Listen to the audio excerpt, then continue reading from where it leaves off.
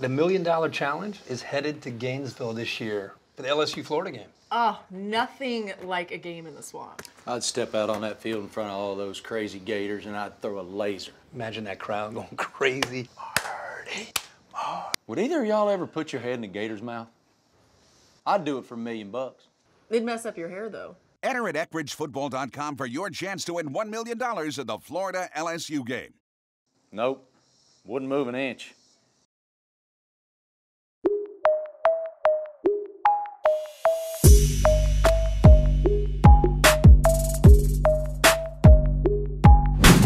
Welcome in, along with Mike Renner. I'm Steve Palazzolo, and this is your Florida Gators update, brought to you by Eckridge, the official smoked sausage of the Florida Gators. Mike, Gators, nice little win last week against Charleston Southern. We don't want to get too excited because they certainly were more talented than Charleston Southern, but there were a lot of encouraging signs with this game, the beginning of the Dan Mullen era. And let's start at the quarterback position. The big question coming in, Feleipe Franks, his development in his second year as a starter. And again, even though the competition level wasn't great, a lot of encouraging signs from Franks in this game. Yeah, it's not an understatement to say that this was far and away the best Feleipe Franks has looked in his college career. And again, Charleston Southern, that little caveat, but you can independently evaluate things like ball placement, poise in the pocket, that sort of thing. And Feleipe Franks showed it. He had an 89.8 overall grade in this game, had a couple of big-time throws, had a lot of nice plays down the field to where that could have been made by the receivers if they would have had, done a better job at the catch point. So a lot of reasons to think that he might keep this going during SEC play. I thought it was a good combination of just general scheme, the run-pass option game, opening up a few nice easy throws, but also the plays that you mentioned, the tight window throws just out of the reach, not even out of the reach of the receiver, but up and away from coverage. We saw the nice touchdown that he threw to Van Jefferson, down and away from coverage in the end zone. A couple those nice tight window throws. That's what I was most impressed with Franks as far as the passing game goes. We know he has the cannon for an arm. And, I thought through the combination of open throws and his ability to put the ball away from coverage was really important. What about the offensive line? Because this was another one, couple years of issues now for Florida up front with the offensive line. We talked about it last week, something that needs to improve. And again, not the greatest competition, but no pressures allowed by the O-line in this one. Yeah, you can only play the people you're going up against, and they manhandled them about as much as you can manhandle a defensive line, at least in pass protection, where, like you mentioned, not a single pressure was given up by that offensive line. Those starters were out midway through, the second half there. Didn't play the full game, but what I saw from right tackle Jawan Taylor, incredibly encouraging, 88.6 overall grade. He had arguably the most dominant block I saw all weekend, where he dropped one of the Charleston Southern defensive ends to the ground. Nice. A little choke slam there. It was real nice. But I think just up front, that's what's going to be the key for them, because you play in the SEC, you're going to have to pass protect. You're going up against top-notch defensive lines week in and week out, and they're going to go up against a few good pass rushers for Kentucky next week. So that's going to be the biggest issue for them. Feleipe Franks, no pressure.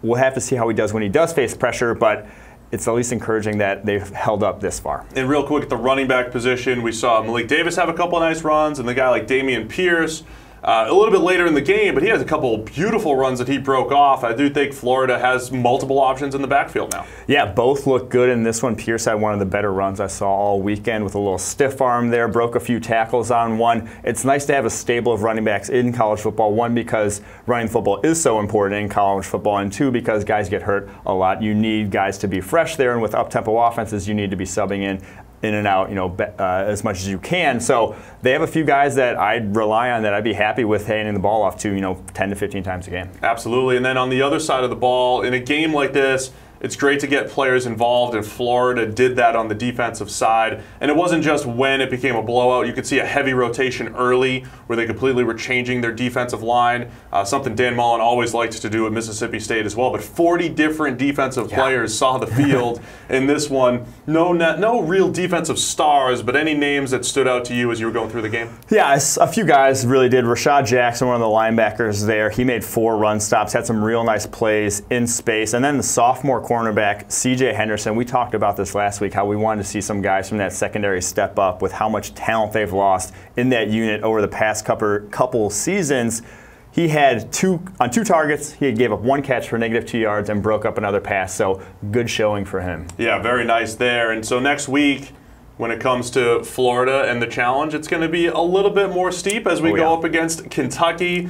Of course, a long winning streak for Florida, but with last year's game where they almost lost, Kentucky's been creeping up on them in recent years. And then some of these strengths from this past week, especially the offensive line, they're going to be challenged because Kentucky has an excellent pass rusher in Josh Allen. He's one of the best edge rushers in the entire SEC. A big challenge for Jawan Taylor and Martez Ivey on the edge. It's going to be a great litmus test for Florida in the SEC with Kentucky coming with this Kentucky game, because Dan Mullen's offense, while it looked great against Charleston Southern, not going to be the same sort of competition, like you said, that you're going to see against Kentucky. Kentucky's going to have guys who are actually going to be beating their tackles, beating their guards at times. Feleipe Franks will be under pressure. How is he going to react? That remains to be seen. And then the one other thing, I think, on the other side of the ball, it's going to be Florida, or on the same side of the ball, Florida's receivers going up against the long corners in Kentucky. They have been recruiting these 6'2", 6'3" corners. Derek Beatty's over there, Lonnie Johnson, these bigger corners. Florida's receivers, I thought they did a nice job. Another place where they had this heavy rotation of Trevon Grimes making plays on screens and Van Jefferson making those tight window catches for 2 touchdowns, and Tyree Cleveland.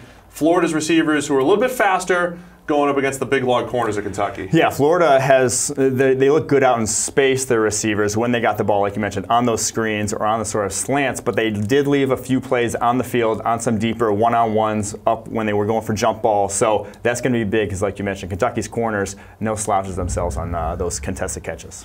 SEC play starts this week. We'll really see how Florida is going to stack up against a little bit better competition. But for now, be very encouraged, Florida fans. A great start to the Dan Mullen era. That is your Florida breakdown, brought to you by Eckrich, the official smoked sausage of the Florida Gators. And don't forget to pick up your Eckrich smoked sausage at your local grocery store for this weekend's tailgate or home gate party.